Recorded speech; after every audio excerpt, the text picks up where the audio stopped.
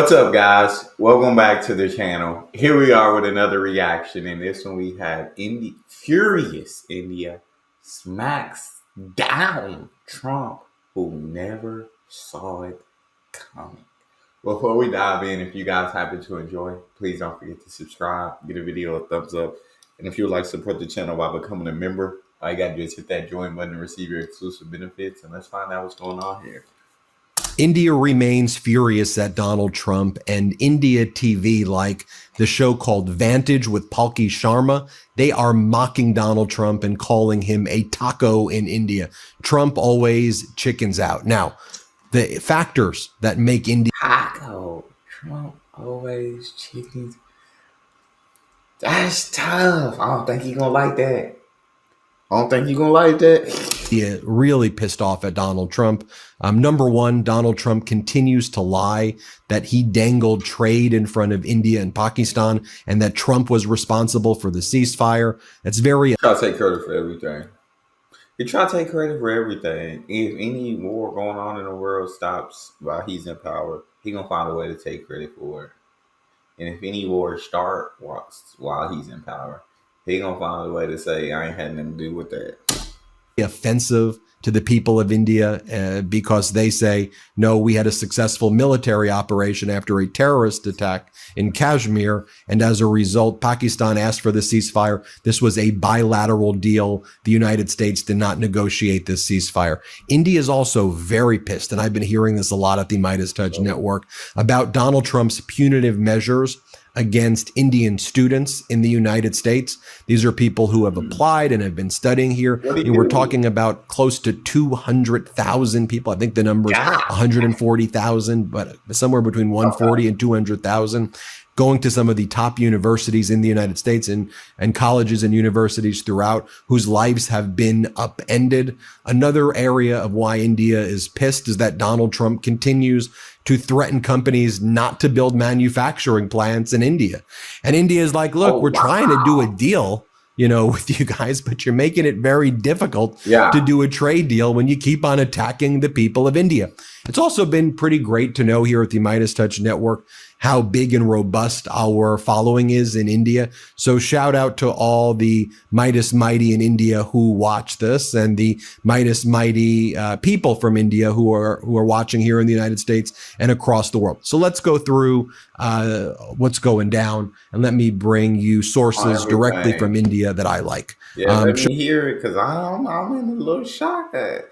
Yeah, if we trying to make trade deals with India, we trying to partner with India and ally with them, why would we then be constantly disrespecting them first by taking all the credit for the ceasefire between Pakistan and India, upending a lot of these kids' lives that are in college, the tariffs? It's like, hey, but again, it feel like this administration treat allies and enemies alike. Showing you Vantage with Pauly Sharma calling Donald Trump a chicken. Play this clip. Oh, dang! Oh my God!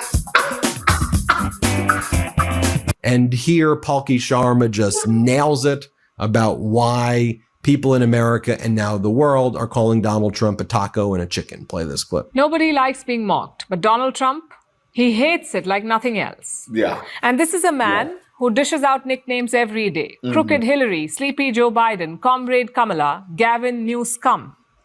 And the list goes on. But if you give him a nickname, he lashes out. Yeah. The US media has a new name for Trump's policy moves. It's called taco. Trump always chickens out. They say the president always makes a U-turn after raising the stakes. Trump made it clear yesterday that he does not like the word, but the internet doesn't seem to care. As I mentioned, one of the big factors... Yeah, the internet definitely don't care if all these memes and stuff is being created about the man. The internet saying, we don't, this is what you did chickening out. They saying you is backing out. Every single time you say you want to do something, you do. You do it. And then you pull it right back. So, what you want us to say about you? That is pissing India off. Is Donald Trump taking credit for the ceasefire when he had nothing to do with it? Pauly Sharma explains. Play this clip. When delusion bleeds into policy, it's no longer a joke, it becomes a threat. And that's the thing about Donald Trump's presidency. His wild claims, they make headlines, they make us laugh, we roll our eyes. But what happens when the fantasy starts writing the laws? And legal cases stand on made-up facts? Then the cost is not just political, it is global. And right now, it's playing out in a US courtroom. It starts with Trump's tariffs. Back in April, he slapped tariffs on the whole world, his idea of a so-called Liberation Day. Those tariffs faced multiple lawsuits. The matter went to court in America. Trump's team jumped to defend it. They said pausing the tariffs would revive the India-Pakistan conflict. Pausing the tariffs would revive the India-Pakistan conflict, a conflict that the US was not involved in. But somehow it would impact American tariffs. Talk about delusion. Yeah. First, Trump says he mediated a ceasefire. Now his officials claim that Trump's trade war is crucial for peace in South Asia. In other words, world peace now depends on Trump's tariffs. Here she is again talking. As my guy Morgan Wallen would put it better than I can. Them ain't nothing but lies. It is. I mean, at this point, it is kind of delusion. Like, at this point, you have to wonder, like, is he intentionally, like, say these things for clickbait, for whatever reason, or is like he seriously? I think he seriously believes everything he says, and I think that's where the delusion comes from. About it. Let's play it. And it's here in this court that Trump's team made the arguments to defend his tariffs. And what's their defense? If you take away Trump's tariff powers, India and Pakistan might go to war. Basically, they had to make up a national emergency on the go, and they decided to go with this one. I wish I were making this up. But this is what they said in a court filing. Let me read it out for you. This ceasefire was only achieved after President Trump interceded and offered both nations trading access with the United States to avert a full-scale war. An adverse ruling that constrains presidential power in this case could lead India and Pakistan to question the validity of President Trump's offer, threatening the security of an entire region and the lives of millions. Can you believe it? As you know, Pakistan-backed terrorists killed 26 people in India's Pahalgam. India responded by targeting 9 terror facilities in Pakistan. It continued until Pakistan sued for peace. Islamabad reached out to India. The two sides agreed on a ceasefire, and that was the end of it. India says Donald Trump was not involved in any of this. Yes, the US was speaking to both sides, but his trade deal was not the reason for peace. It was India's strikes on Pakistan's military bases. That is what spooked them. Trump. There you go. But he don't want to let India and Modi have that credit, right? You don't want to give them the credit that's rightfully theirs. Yeah, Pakistan saw that we are completely outmatched here. We better chill out. we better stop before they wipe us off the map. Trump's tariffs were not even a consideration. Yet Trump claims that he was the peacemaker. Now, India has repeatedly debunked this claim, but Trump's team has gone a step further. They say only his tariffs can prevent another conflict between India and Pakistan. Oh, my days. Of course, the court saw through all of this. They have shot down Trump's argument. The American court has said that the tariffs are unlawful. It has halted the tariffs. But you can see the problem with this. When you turn courtrooms into story time, you're not just bending the truth, you're bending the system. Yeah. Trump did not broker peace in South Asia. He brokered a lie and then tried to use it as a legal weapon. This is a dangerous precedent. Agreed. It's a warning to the rest of the world because in Trump's America, reality is optional. Oh. If we just keep laughing it off, soon the joke is going to be on us. Now, the students from India are also worried that they're going to have their visas pulled, that Trump's going to be blocking all foreign students from getting visas into the United States. that their social media is going to be looked through by United States customs officials and Homeland Security. And if they don't like your post or they don't like something you've said, you can't come into the United States. Let's show you what they're talking about. Let's play it. This could impact tens of thousands of students from India alone. Every year, thousands of Indian students apply for a US student visa. In 2023 alone, over 140,000 student visas were issued to Indians alone. More than any That's more other. than Oh any other wow! country. And Trump's new orders effectively mean they may not make it to university this year. And even those who do face uncertainty. The rules are tightening, deportations are rising, and students face the risk of being sent back even when they commit a minor infraction. This week, the US Embassy in India issued a warning. Students who skip classes or leave their Oh programs my without notice days! could lose their visas and future visa rights. The They trying to crack down for real, yeah. India ain't liking that. Like skip classes, like a lot of classes, or just a couple classes. Cause we kids, we gonna skip a couple classes, but I can understand why a lot of Indian students that are over here would start to feel like anxious, would start to feel nervous about everything that's going on because it's like, dang, like any little infraction, and are we gonna be sent back? So are we now gonna have to live in fear of making any little mistake, any reason to get us deported back to India before we finish school? So yeah, I mean that is a scary reality to live in.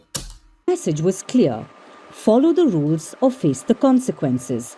But the rules themselves are moving targets because this crackdown is political too.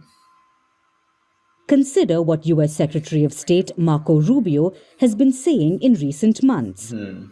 He's been calling for cancelling student visas, revoking permanent residency Why? status or green cards, and scrutinizing the social media history of visitors. Thank you, Ben. Allow me to interrupt for just one quick second to talk For about the all of that, he want to do all of that.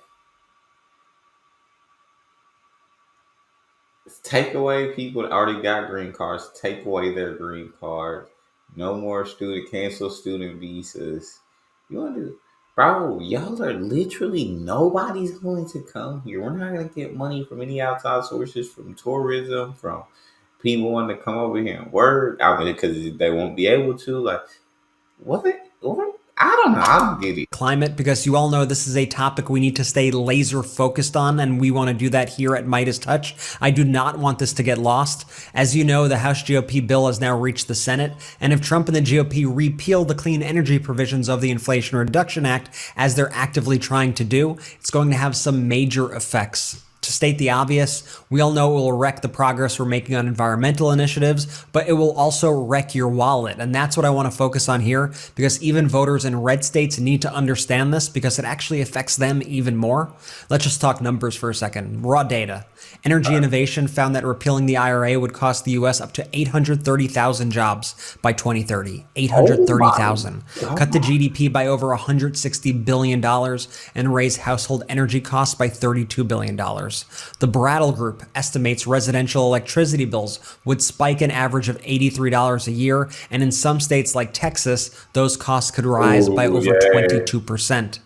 Bills could rise as much as $152 in North Dakota, South Dakota, Nebraska, Kansas, Oklahoma, Iowa, and Missouri. And in Arizona alone, families would pay over $300 more per year for energy by 2030. Michigan, households are looking at a $328 annual increase. And let's not forget, nearly $1 trillion in clean energy investment and thousands of new projects, especially in red and purple states, are now at risk.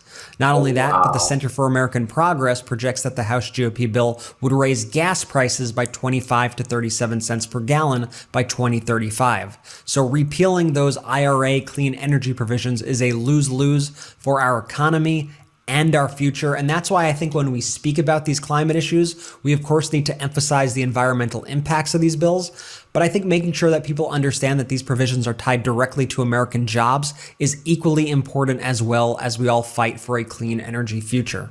Okay, back to you, Ben. Here, Pauly Sharma talks about That was literally insane. Like I can't afford for the energy bill to go up no more. Not no little bit at all. Not no little extra. Nothing. Absolutely nothing. Trump's trade tactics and what's going on, kind of as there's this search for a deal. Play this clip. As we speak, he's negotiating a trade deal with India. But he's complaining a lot about America's trade with India and about India's tariff regime. Trump keeps calling it unfair. He says the US runs a $44 billion deficit with India, and he wants to balance the scales. But Trump's claims are based on flawed data. An Indian think tank has crunched the numbers, and turns out that it's America, not India, that is running a trade surplus. Every year, the US earns $80 to $85 billion from India and Indians. And this money comes from the services trade, from fees that US businesses collect, from Indian students studying in the US, and from a wide range of licensing deals. Let's break down the numbers for you, starting with education.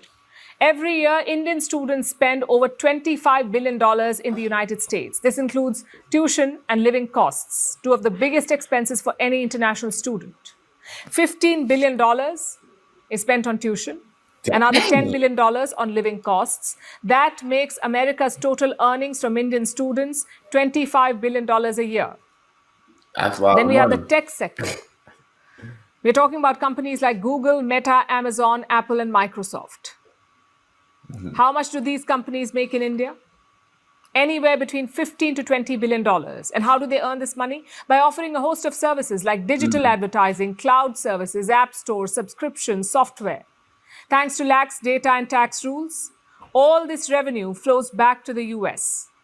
Damn. Next, we have American banks and So now consultants. we're sitting in between 40 to 45 billion. But that's with a B. As a billion. We're talking about players on the Wall Street and major advisory firms. They manage investments and mergers, they advise businesses, they offer services, and for that they earn anywhere between $10 to $15 billion. Next on the list is pharma.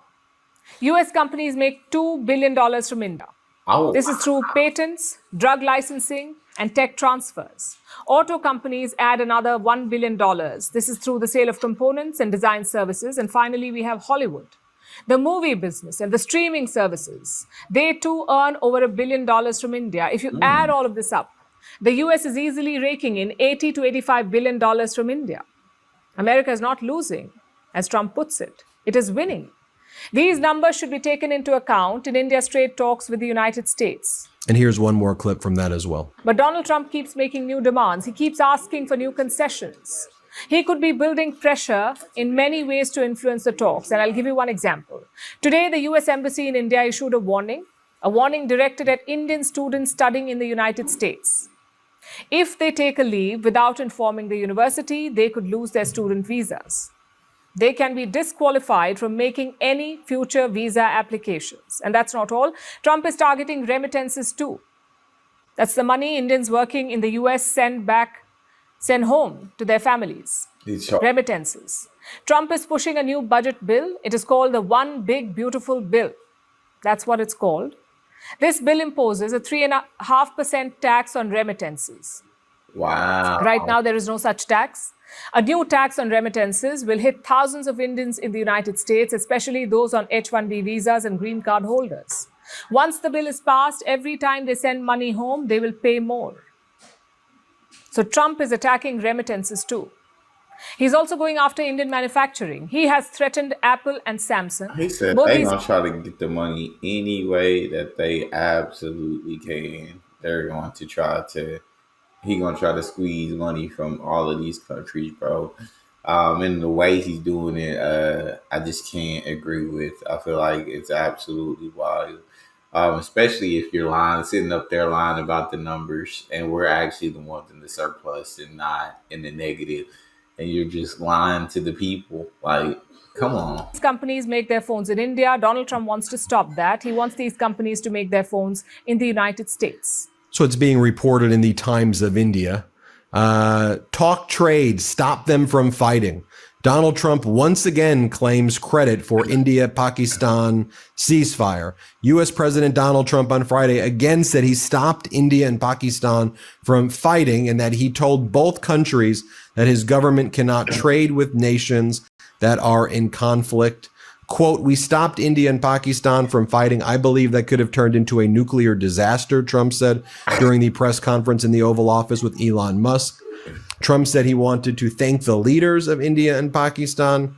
And let me just show you the clip of Donald Trump saying that he stopped India and Pakistan from fighting. And this has really pissed off the people from India. Play this clip. We stopped India and Pakistan from fighting. I believe that could have turned out into a nuclear disaster. And I want to thank the leaders of India, the leaders of Pakistan, and I want to thank my people also. We talked trade. And we said we can't trade with people that are shooting at each other and potentially using nuclear weapons. And they're great leaders in those countries, and they understood and they agreed. And that all stopped, and we're stopping others from fighting also, because ultimately we can fight better than anybody. We have the greatest military in the world. We have the greatest leaders in the world. We put one of them in charge of the Joint Chiefs of Staff, as you know, General Raisin Kane. And we wiped out ISIS, completely wiped out ISIS in 3 weeks. They said it would take 5 years, and we did it in 3 weeks. And that's the way it is. But we don't want to have to use our military. We want to be peace through strength when we can. And that's the way we're going to have it. Let me show you what's going on in the back. I don't even think he be know what he talking about sometimes. Sometimes I truly don't think he know what he talking about. That's not the reason they stopped fighting. Background as well. Quote, "Time has come. Moscow is seeking to revive its troika, its three-way relationship with India and China, and really bring that together." The foreign minister, Sergei Lavrov, addressing an international conference, talked about trying to join India and China into a more significant alliance. I would like to confirm our genuine interest in the earliest resumption of the work within the format of the Troika, Russia, India, China, which was established many years ago on the initiative of the ex-Russian prime minister, and which has organized meetings more than 20 times at the ministerial level since then, not only at the level of foreign policy chiefs, but also as the head of other economic, trade, and financial agencies of the three countries, Sergei Lavrov said. The foreign minister... I just don't see it happening in terms of relationship between China and India. Right now, they're at a... right, they're not... Both sides are kind of standing down at the moment. But I don't see that them getting into a genuine alliance. And then India likes their strategic autonomy. And so I don't see them like forming a true alliance with anyone, but being a great partner to a lot of different countries. Was addressing an international conference, quote, "As of today, I understand an understanding has been reached between India and China on how to ease the situation on the border. And it seems to me that the time has come for the revival of this broader three-way Russia, India, China, RIC format relationship." So seeing those types of relationships form, seeing China, South Korea, and Japan all meeting together, Trump's undone more than half a century of American diplomacy within 130 days. And you can see, and Pauly Sharma captures this, I think, masterfully, what a clown the people of India think the United States is right now under Donald Trump. They both know he's dangerous and clownish at the same time. So shout out to Pauly Sharma. Give her a subscribe to her channel. I think she's been doing great reports. Absolutely. Great reports. You know, I want to show you other perspectives other than just you hearing me blabber on here. Hit subscribe. Let's get to 5 million subscribers. Can't get enough Midas? Check out... Pauly Sharma has made absolutely incredible reports. Love watching her video clips of her reporting on news happening. That it's like I can't believe he tries to take credit, but then again, you can't. That's all we have. If you guys enjoyed, please don't forget to subscribe, give the video a thumbs up, check out the next one. I will see y'all next time.